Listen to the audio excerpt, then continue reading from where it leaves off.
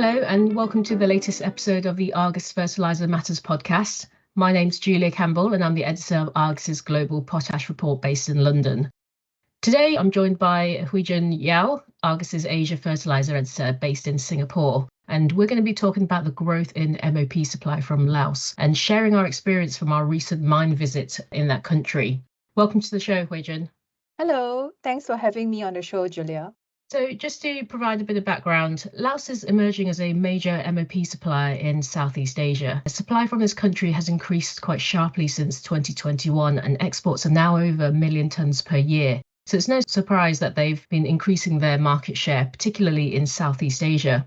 There are two active producers at the moment in the country. First, you have Kaiyuan and then you have Asia Potash.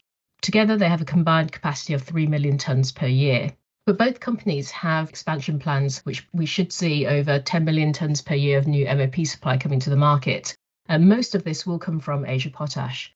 There's been a lot of interest in Laotian MOP because of these ambitious expansion plans. And this is what spurred us to organise a trip to Laos to visit the mines. Unfortunately, we didn't get the chance to visit Asia Potash's mine, but we did go and visit Kaiyuan, who very kindly gave us a tour of their site. For me, this was the first time that I'd visited an active potash mine and I had to go all the way to Laos for it. I think this was your first time too, right, Huijun? Yeah, it was. And actually, it was also my first time in Laos, which is probably a bit surprising given that I'm based in Southeast Asia. So to get there was also a bit of an adventure as we had to fly into Nakhon Phanom from Bangkok in Thailand and then cross the border into Laos. So from Nakhon Phanom, it probably takes about an hour to get to the mine. And we stayed in Phuket, which is the capital of Kaiyuan province. So it was nice to spend some time seeing the locals and going to a night market in the evening. Everything was so cheap. It was. And actually, for me, this was the second time I visited Laos. I was there 12 years ago, but as a backpacker. I spent a month traveling around the country, but the potash mine wasn't on my bucket list at the time. How things have changed for me. Anyway, what did you think of the mine visit?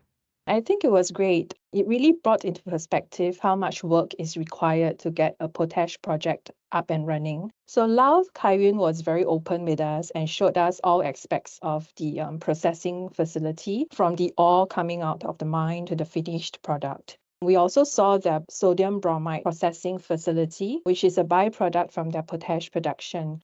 How about you, Julia? What was your experience of the visit? Yeah, similar to you. For me, my knowledge of potash mines has so far just been diagrams on paper. So it's great to see my own eyes, all the processing stages, all the way up to the end product, which is part of a 70 million tonne per year market. It was fascinating. And it was also great to see the granulation unit in operation. This unit was idled back in 2020 and was only brought back online in October last year, double the capacity at 400,000 tonnes per year compared with the 200,000 tonnes that they had in 2020. And Kaiyuan has further expansion plans on the horizon as well. Huijun, would you like to share some of these details? Yeah, sure. So when we were with Kaiyuan, they told us that they plan to construct a third MOP unit with a capacity of 1 million tonnes per year, which will be commissioned by the end of 2025. The producer currently has two 500,000 tonne per year units, so this will double their total capacity. This is the second phase of a two-phase expansion program. The first phase was a 500,000 tonne per year unit, which was commissioned last year. But Kaiyuan is the smaller of the two producers in Laos, and their expansion project is dwarfed by Asia Potash's ambitious expansion plans. Yeah, so Asia Potash installed a total capacity of 1 million tonnes per year back in October 2021 and only managed to ramp up its operating rate to this level in March 2022. The producer then successfully conducted trial production at its second 1 million tonne per year unit in January 2024, which was initially scheduled for August last year. And right now, we are waiting to hear if the company has successfully started trial production at its third 1 million tonne per year unit by the end of this current quarter. This was delayed from the end of last year because of construction delays in the incline shafts and ramps, as well as the supporting ground plant. But looking more at the long term, the producer is aiming to have total installed capacity of 5 million tonnes per year by 2025 and an eventual capacity of up to 10 million tonnes per year. Wow, that's quite a large volume that's potentially coming to the market in a relatively short period. With potash projects, there are usually always delays, as we've just highlighted. So do you see any challenges which these producers might face? I think the biggest issue is logistics. With Laos being a landlocked country, the only way that product can leave the mine is via trucks. MOP is generally trucked into Thailand, which is one of their key destination markets. But for product that needs to move further afield, it is trucked into Vietnam and exported via several Vietnamese ports, the main ports being Kuala Lumpur and Vuong An. There is actually also a rail line from Vientiane, which is Laos' capital, to China, but capacity is limited on this line, so product that goes to China is still mainly exported via vessels.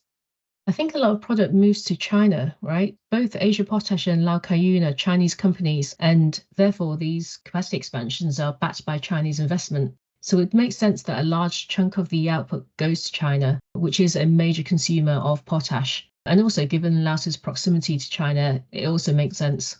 Yes, definitely. But logistics will also be a major bottleneck. There is only one road from the mine that leads to Vietnam, and they will need many, many trucks to move this kind of volume that they're talking about. So unless they heavily invest in logistical infrastructure, it's difficult to see them moving anything close to 10 million tons per year. I think I'd agree with you on that. But I do think that in the next 2 to 3 years, there will be more Laotian MOP coming to the market. And with that in mind, we're actually launching a new price in the weekly Argus Potash report to reflect standard MOP from Laos. The price will be a Vietnam FOB bagged price, as the majority of MOP that's exported from the country is either in 1-ton jumbo bags or in 50 kg bags. And as we mentioned earlier, most exports are shipped out of various Vietnamese ports via containers or breakbulk vessels. The new price is launching on 18th of April, so to all the Argus Potash subscribers that are listening, you'll be able to access this price from that date as part of your subscription. For any non-subscribers interested in finding out more, please contact us using the contact details on the podcast page. We're now coming to the end of the show, but I have one final question for you, Huijun. What was the highlight of your trip? For me, I think it was experiencing the warmth of the Laotian people in the short 2 days that we were there, and also the unbearable 39-degree heat. What about you, Julia? Yeah, that was pretty hot, wasn't it? It's quite a tough one, as I really enjoyed the whole experience. If I really had to pinpoint something, I think it was probably when we landed in Nakhon Phanom and the air hostess broke out into a song. She sang How Do I Live Without You, both in Thai and also in English. It was brilliant. It was so funny. And I think it'll probably have to be our theme tune whenever we travel together, Huijun. Yes. And so on that note, we should probably bring this Fertilizers Matters episode to an end. We hope you've enjoyed listening to this week's show. And as always, thanks for listening. And don't forget to look out for the next episode in a couple of weeks. Until then, this is Julia Campbell for Argus Media. Bye for now.